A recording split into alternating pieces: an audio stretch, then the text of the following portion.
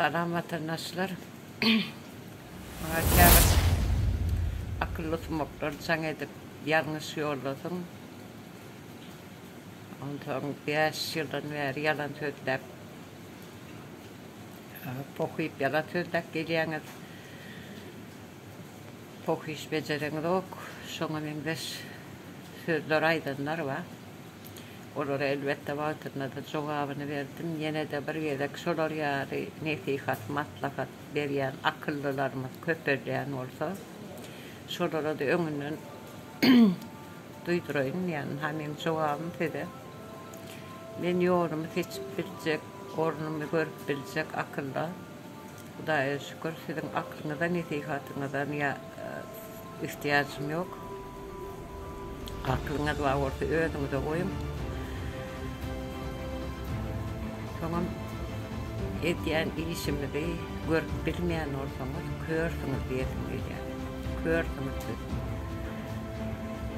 Hem beyniniz kör, hem aklınız kör, hem gözünüz kör.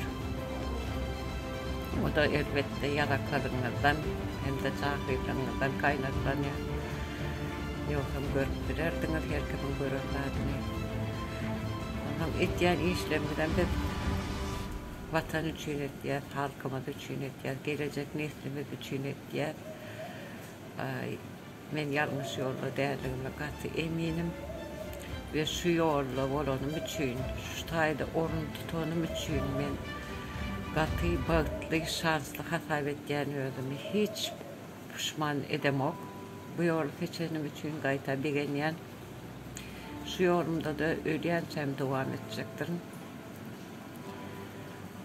Vatanım için gerek olsa canımı verin. Siz nesihatınızı alın da cüyünüzü sokun, bir gün gerek olur özünüze. Şimdi Pohimeri konusuna gelince hiç oğlukmam, bizim oğlum yok. Nesip olsan ha yurda girer, vatanımızı kazanır, teyze Türkmenistan'ımızı ornaştırır. Baydağımızdan pasırdadıp diker, ana ondan nesip olsa pokları yuvaş yuvaş idirer size. Geri doyuyan çağır idirer, bedire bedire dökürsünüz. Hatta çemçevlenceyik ağzına tutup idirer şu pokları gerek olsa. Ben zapadlı bilmeyen bana, hiç zapadlı bilmeyen, idirer, asıl patkarıyımçılık edip, yalakalık edip bir yerininkini götürüp görmek zapatlıdır.